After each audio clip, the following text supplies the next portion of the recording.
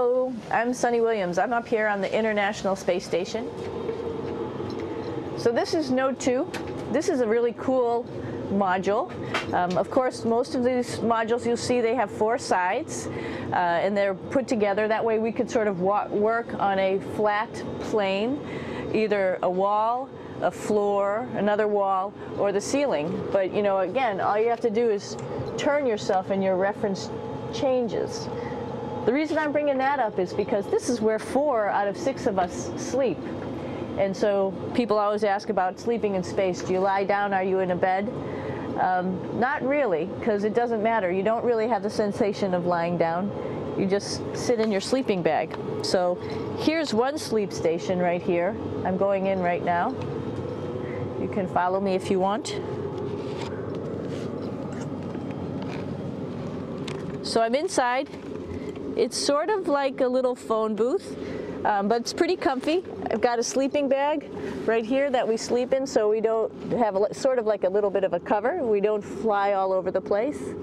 But you know, you can sleep in any orientation. I have it sleeping, feeling like I'm standing up right now, but like you saw, I'm on the floor. But it doesn't matter if I turn over and I sleep upside down. I don't have any sensation in my head that tells me that I'm upside down, so it really doesn't matter.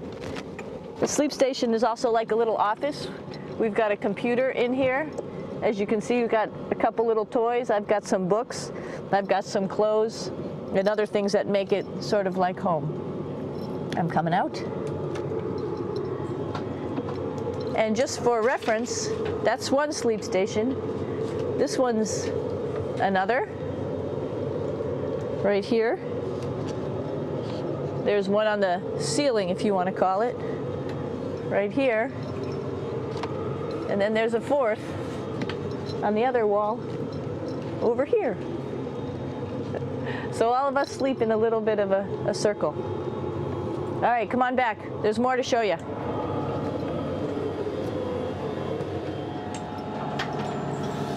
I know that there's some questions about how to use the bathroom and how do you actually live in space like normal, like at home. I mentioned real quickly about getting up in the morning and brushing your teeth and washing your face.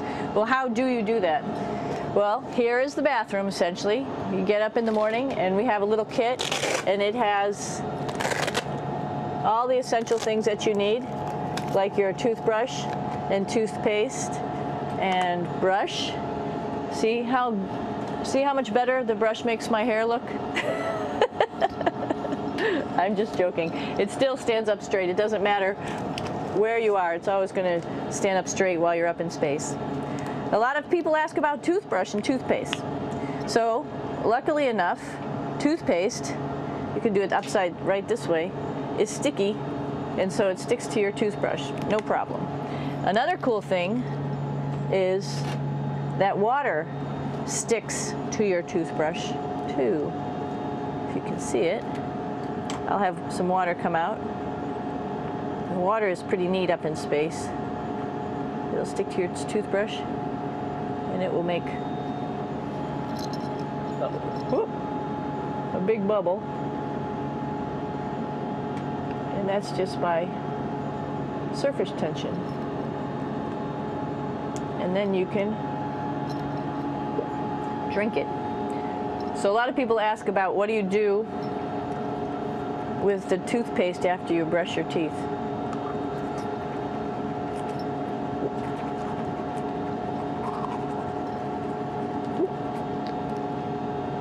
Two options.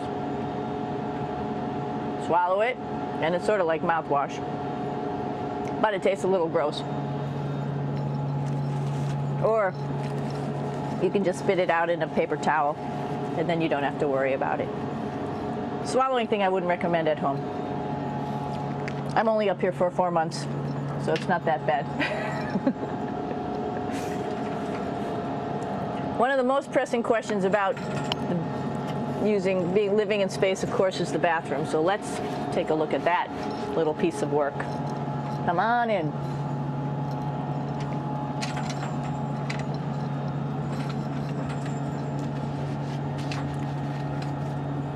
Here we are at the throne. This is awesome. You might see the little You might have noticed the little moon on the outside. This is our orbital outhouse right here.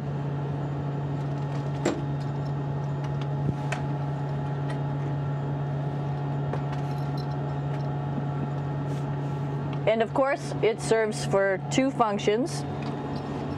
Number two, right here. I'll show you. But you see it's pretty small, so you have to have pretty good aim, and you'll be ready to make sure things get let go the right direction. And it smells a little bit, so I'm closing it up. And that's of course for number two. And this guy right here is for number one. So they're sort of two slightly separate functions, but you can do a little, essentially both, by hanging on right here and doing number one and number two.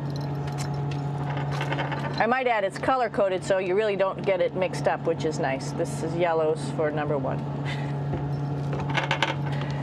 And also there's a selection of paper. People always ask about toilet paper. What do you do with toilet paper? What kind of toilet paper do you have? We have gloves, just because sometimes it does get messy. We have some Russian wipes, which are a little bit coarse if you like the coarse type of toilet paper. We have some nice tissues, which are nice and soft if you like soft toilet paper. We have Huggies, just for any cleanup. You know, we were all babies once, and this sort of helps. And then if things get really out of control, we have disinfectant wipes, just to make sure we clean up here. Because, you know, just like the water I showed you, the number one stuff can sort of go all over the place if you don't aim correctly. And did I mention both of these have a little bit of suction, so they should keep things going in the right direction. But like I said, sometimes things get a little out of control if you are out of control yourself flying around. So we have lots of protective stuff. And of course, you do have your privacy. There's a little door, so other people know that you're in there. Here's a pretty cool place. This is sort of like in your house where everybody meets in the morning. After you wash your face, brush your teeth, you want to find something for breakfast. And this is our kitchen. You might notice there's all sorts of foods here. It's like opening the refrigerator. You got all your different stuff that you want to have: drinks, meats, eggs, vegetables, cereals, bread, snacks. And that's a good place. That's where you find all the candy. Side dishes, and then some little power bars just in case. So we have all this type of food. Some of it is dehydrated, and so we have to hydrate it, fill it up with water. Some of it is already made, and then all we have to do is heat it up. So something like this, I'm pulling out barbecued beef brisket. Pretty yummy. Not only is this food made in the US, but we also have food here from Japan. We've got Russian food. As you can see, all these red containers are filled with food that's from Russia. And then we get some of our specialty stuff, some things that we like, some of our favorite stuff that your family can send up. In fact, I like fluffernutters, and so I got sent up some fluff so I could make my fluffernutter with peanut butter. So you have a lot of food up here, no problems. Now, I'm going to say where we are. So right now, we're in the Japanese laboratory. It's one laboratory out of many here on the International Space Station. It's actually on the left-hand side. If I was the International Space Station and I was flying through space like this, my left hand would be where the Japanese laboratory is.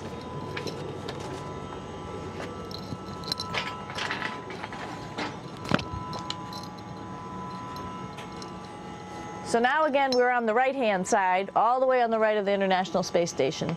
This is Columbus, the European module. It has science experiments all over. You could see it looks a little bit crowded. And here we do a lot of our medical experiments.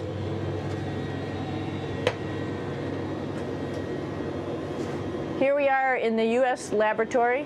Again, this is a laboratory with science experiments on all of the walls here, all sorts of stuff that we do. And one of the things we also do is we exercise. We have some exercise equipment on board the space station.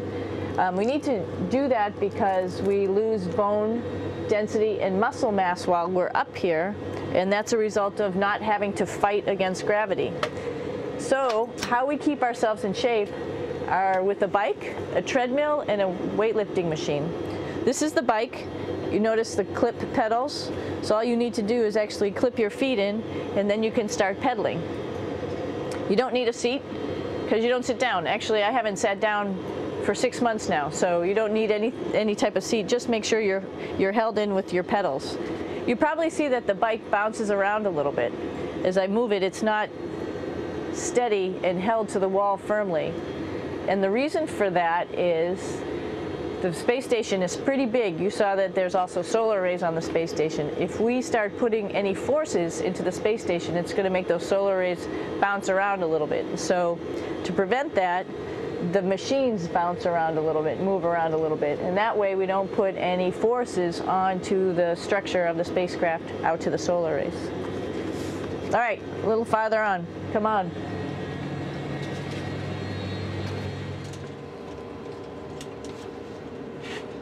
I'm here with my 2 buddies in the airlock. Actually, these are 2 spacesuits that are ready, primed up to go outside, as we call it, to go do a spacewalk in case we have to do anything outside. Some of the things we do outside are just like inside, repairs. We have a lot of electrical boxes and machinery and solar arrays, in fact, that I talked about earlier, that are outside, and sometimes they don't work quite right. Remember, space is really cold and really hot, and it's also the vacuum of space with no pressure, and so some of the equipment doesn't work well all the time. So we might have to go out and do a spacewalk. Right behind me is actually the hatch that you go out into space, and right now we have it filled up with a couple other spacesuits because we've got 4 of them up here and some of our tools. But right behind here is the hatch in which you actually go right outside into the vacuum of space. The spacesuit is pretty big, as you can see. It's like being a football player. Part of the reason it's so big and bulky is because of this backside, this backpack. It's like going on a hike with a backpack, but the backpack and the suit weighs about 300 pounds. Luckily in space, nothing really weighs anything, so you don't feel that it's so heavy. But we need to have such a big suit because that guy back there is essentially the heart of the spacecraft. I call this actually a spacecraft. It has all the oxygen for you. It has all the carbon dioxide removal system for you. It also has a heating and cooling system to make sure to regulate our body temperatures while we're outside. It also has a computer, so it tells you on a display here if there's anything that's going wrong with the suit, if we're running out of oxygen, if we have too much carbon dioxide, or any type of electrical problem. So it's a pretty awesome little spacecraft, and actually got to go out, use my little spacecraft a couple times, and it worked like a charm. Lucky that it works very nice. You might want to see what the helmet looks like. It's pretty cool too. We don't usually go out like this, so you usually can see when the helmet's open. So you can see what it looks like inside. Somebody's little head would be inside of here. So you can see, you can turn your head all the way around while you're inside of there, but the helmet stays still. So that's determines how far you could see. And it's usually pretty sunny out there, so we have to wear our sunglasses, and this is our sunglasses right here, which make you look pretty cool.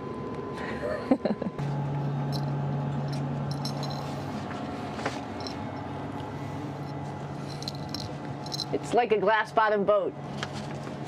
This is the cupola. It sticks down below the space station.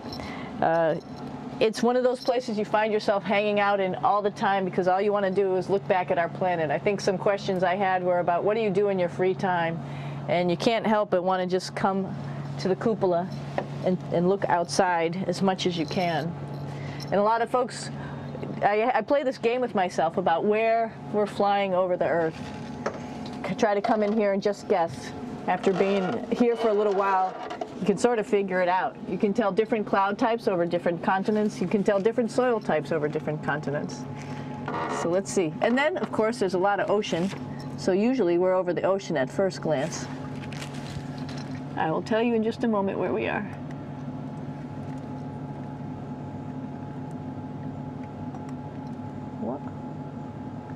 There we go. So right now we are right over Africa. It's a little bit cloudy, as you can tell, but we're right over the continent of Africa. Hey, what's that? I think that's a Soyuz spacecraft. That's the spacecraft that's taken us home to planet Earth today. Oh my gosh. We might have to go take a look at that. That's pretty cool. It's a little bit smaller than the rest of the spacecraft, the space station, so you'll see if we go there, it'll be a little bit more crammed. But we're going, you can look all the way back to the back of the spacecraft, which is where the Russian segment is, and then you could look all the way forward to the front of the spacecraft, where the Japanese laboratory, the European laboratory, and the American laboratory are, and then back to the solar arrays where we started in this morning when we were looking out the Japanese window.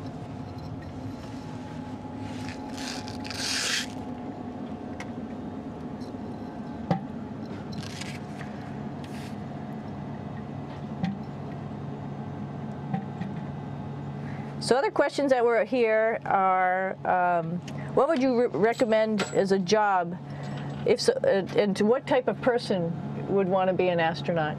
I think people who would like to explore, of course people who like math and science, that's what this is all about. We have people in the office who are doctors, teachers, veterinarians, engineers, pilots, so all sorts of people become astronauts, and I think if you see it's just sort of cool, so I think people who like to do a little adventure and like to do cool stuff probably usually become astronauts. Hey, one thing I didn't show you, or I talked about but I didn't show you, was the exercise, another piece of exercise device, which is the advanced resistive exercise, and that's what this is right here. This is ARED, and you could probably see this bar. Let me just do a little bit of maneuvering here. Stand by. We have to set it up just like at any other gym.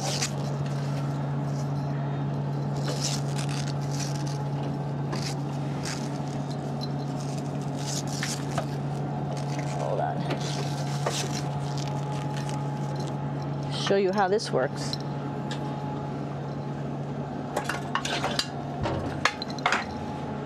So you can see you can change your attitude just by going from one module to the next, going up from the cupola down here. This is what we call the ARED, and with this you can lift weights based on vacuum in these cylinders, just like you do at home at a gym. For example, if I wanted to do a squat, I could do it like this.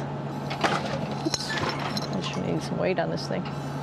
I'm not lifting with anything, so it's too easy. One of the cool things you could do things that you can't do at home.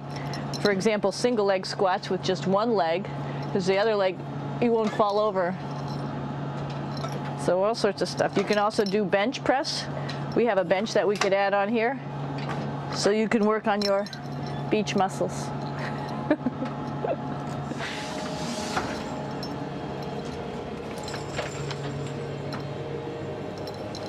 Hey, Aki, what are you doing down there? Crashing things. This is one of the cool things about space, too. It sort of looks like there's a big old hole here, but you don't even think twice about it. You could just jump over the hole, or if you want, you can go jump into the hole. I'm coming down. Woo!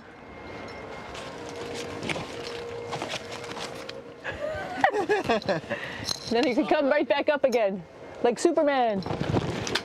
Woo!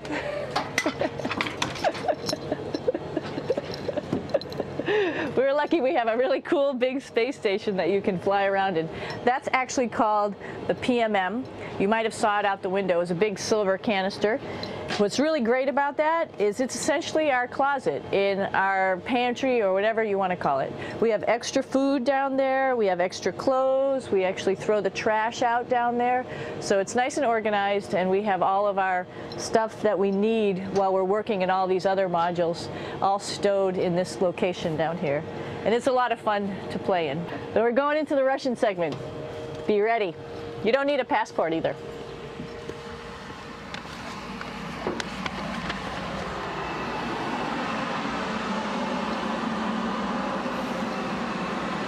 It goes a lot farther back than this. We'll go take a trip and say hello to the boys down there in just a minute. Well, let's do that first, actually, and then we'll go down to the Soyuz at the very end. This is Yevgeny. Hi. Doing a little tour.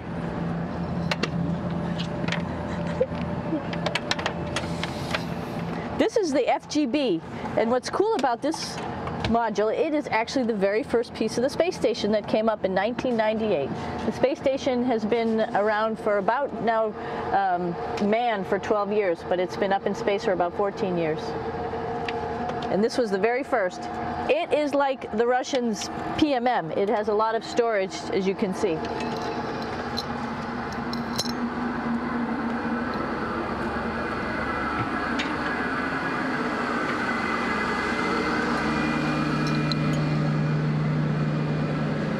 Можно? Снимаем. Чуть-чуть. So here we are in the heart of the space station, really. This is the service module. This is the central post.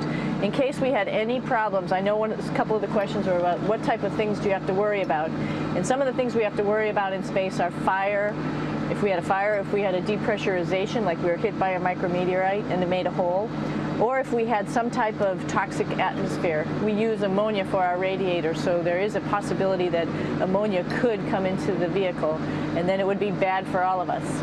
If we have any of those problems, we come right here, which we call the central post. It is the main heart of the space station. It was also the first computers that came up here that ran the space station, and so behind this wall right here are these main computers.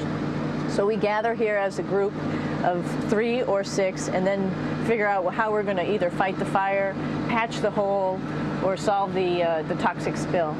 And what's cool about this module, of course, it's the central post. It also has great windows right down toward Earth.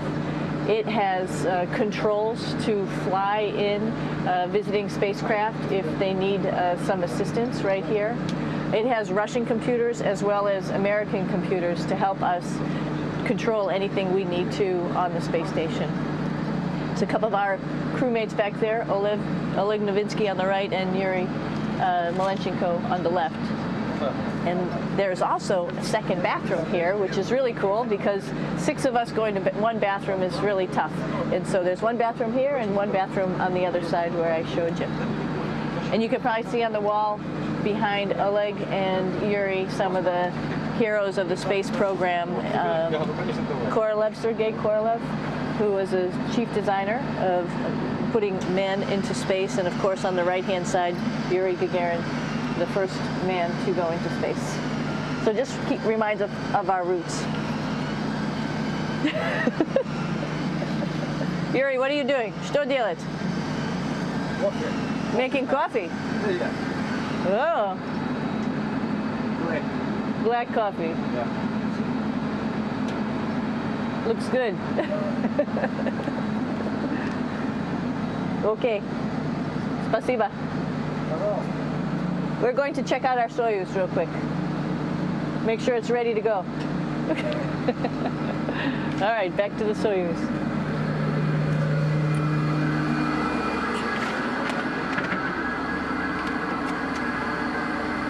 I'm going to stop here just for a quick second.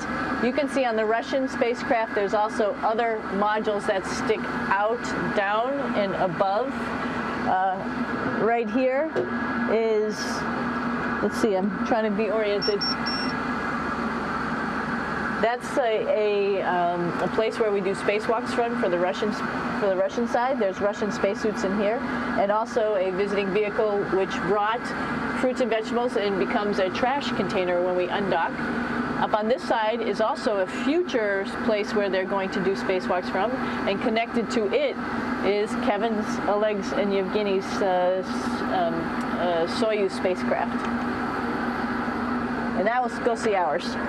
Whoa. Извините. No problem. Это пробка.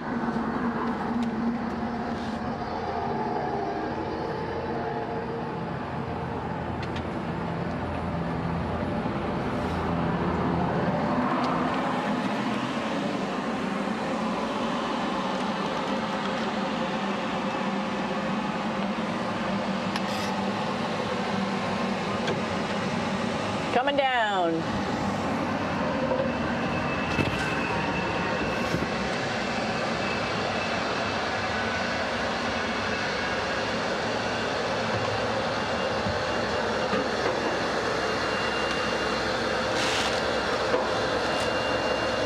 It's a little tricky getting in here.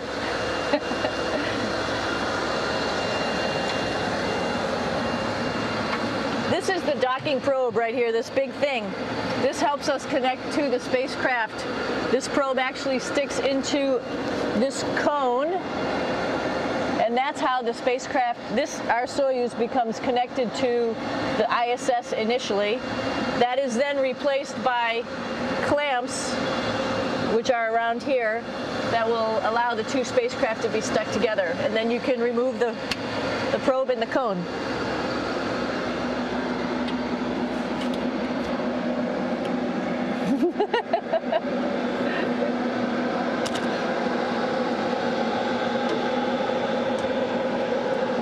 You okay?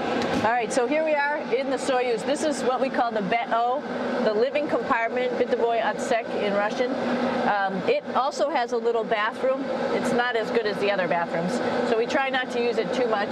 It has drinking water in it if we need something to drink. And then, of course, it's filled up with a lot of cargo for us. Bringing up and also bringing back down. It has a second purpose when it comes back to Earth. It serves as a garbage container. During the descent, we'll get rid of this area right here, and everything that's in it will just burn up as it's coming into the atmosphere, so that way we can get rid of a little bit of trash. But the main area where we were on launch and where we're going to be on descent is down here, because we're not part of the trash. So we're in a safe place. So we're in the descent module, SA. It's a little small, but you can get in.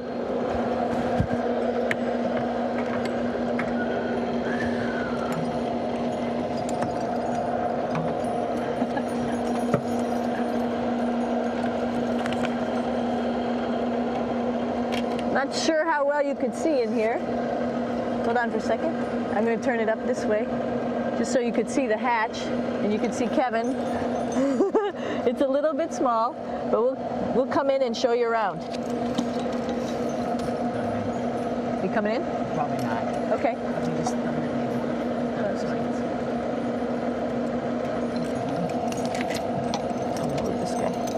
Got to move a couple things. We were just starting to get ready. We're preparing a couple days ago for our ride home. It's a little bit squishy, but everybody asks, how do you sit in the Soyuz? And you sort of sit in your seat like this. The seat is molded to your body, and so you can just sort of squish in here and be pretty relaxed. Everybody has a handmade seat for them. And then, of course, there's a control panel, and that's where we do most of our actions and work right here. There's hand controllers, which you can fly the vehicle with, and there's a stick right here, primarily used for communications when we're trying to talk to the ground. So 3 of us fit in here. Like I said, it's a little squishy, but somehow it seems like we all managed to get in here and fit pretty well, and it's a pretty safe ride home. You're probably wondering, what's all this junk behind us? Well, it's all of our parachute, first of all, and then it's all of our survival gear, just in case we end up landing in some strange place on the planet and nobody's there to rescue us right away. We have all sorts of survival gear with us, keeping us safe in here. So they've pretty much thought of everything. And we'll be home on the planet within the next 12 hours. Pretty shocking.